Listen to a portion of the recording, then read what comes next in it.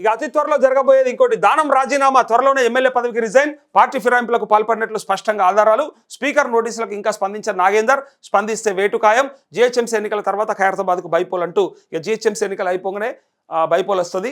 So Danam Nagender రాజీనామా చేయబోతా ఉన్నాడు, పక్కా ఇది సమాచారం. ఎందుకంటే ఆయన కాంగ్రెస్ పార్టీలోనే ఉన్నాను ఆయన ఒప్పుకున్నాడు కాబట్టి డెఫినెట్గా ఇక చేయాల్సిందే. ఎందుకంటే స్పీకర్కి ఇంతకంటే సాక్ష్యం అవసరం లేదు. ఆయన మీడియా ముఖంగా చెప్పారు, వేరే వాళ్ళు కూడా చెప్పారు కదా అన్న అంటే, ఈయన చెప్పడంతో పాటు ఈవెన్ దో అక్కడ ఆ నోటీసులకు స్పందించలేదు ఒకటి.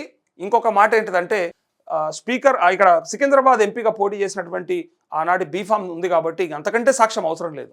సో అందుకే ఖైరతాబాద్ ఎమ్మెల్యే దానం నాగేందర్ తన ఎమ్మెల్యే పదవికి రాజీనామా చేసేందుకు మొగ్గు చూపుతున్నట్లు ఇటీవల మాటల తీరును బట్టి గమనిస్తే అర్థమవుతుంది. తాను కాంగ్రెస్లోనే ఉన్నానని, తను ఏ పార్టీలో ఉంటే ఆ పార్టీ గెలుస్తుందని, ఆ పార్టీ గెలుస్తుందంటే మొన్న కాంగ్రెస్ గెలవకపోయా, మరి మొన్న ఎంపీగా రాకపోయా, ఎంపీగా ఓడిపోయా.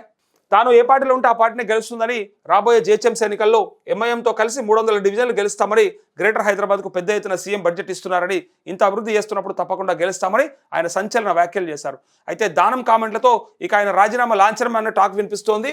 ఎమ్మెల్యేల అనర్హత పిటిషన్లపై విచారణ జరిపిన స్పీకర్ ఇటీవలే 5 ఎమ్మెల్యేలపై దాఖలైన పిటిషన్లను కొట్టేశారు. మరో 3 ఎమ్మెల్యేలపై తీర్పు వెల్లడించాల్సి ఉంది. ఇటీవల స్పీకర్ ఇచ్చిన నోటీసులకు కడెం శ్రీహరి స్పందిస్తూ తాను బీఆర్ఎస్లో ఉన్నట్లు వివరణ ఇచ్చారు. ఇంకా వివరణ ఇవ్వకుండా మిగిలిన ఏకైక ఎమ్మెల్యే దానం నాగేందర్ మాత్రమే. ఇప్పటి వరకు ఆయన స్పీకర్కు వివరణ ఇవ్వలేదని సమాచారం. ఇదిలా ఉండగా దానం ఇటీవల చేసిన వ్యాఖ్యలు వైరల్ అవుతున్నాయి. రాజీనామాలు చేయడం, గెలవడం తన రక్తంలోనే, అబో పెద్ద పెద్ద మాటలు మాట్లాడి అంటుర్రు, ఆయన రక్తంలోనే ఉందట.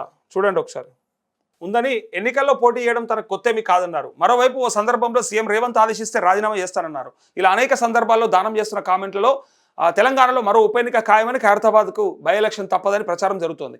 కాంగ్రెస్ అధిష్టానాన్ని కలిసిన దానం ఇప్పుడు బీఆర్ఎస్ పార్టీలో ఉన్నట్లయితే, బీఆర్ఎస్ పార్టీలో గెలిచిన వాళ్ళు అయితే అధిష్టానాన్ని ఎందుకు గెలుస్తారు అంటే, కలిసిరు అంటే ఏంటిదన్నట్టు ఉద్దేశం.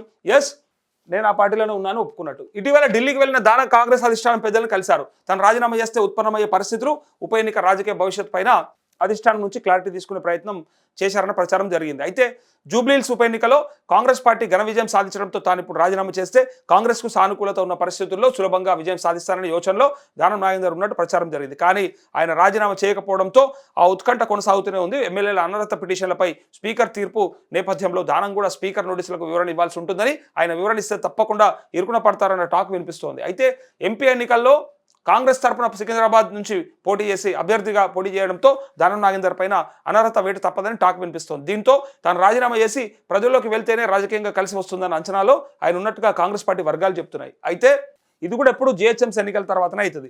దానం నాగేందర్ రాజీనామా ఖాయమని తెలిసినా ఎప్పుడైనా ప్రశ్న పొలిటికల్ సర్కిల్స్లో బాగా వినిపిస్తోంది. రాబోయే ఫిబ్రవరి తర్వాత ఎప్పుడైనా జిహెచ్ఎంసీ ఎన్నికలు జరిగే అవకాశాలు ఉన్నాయి.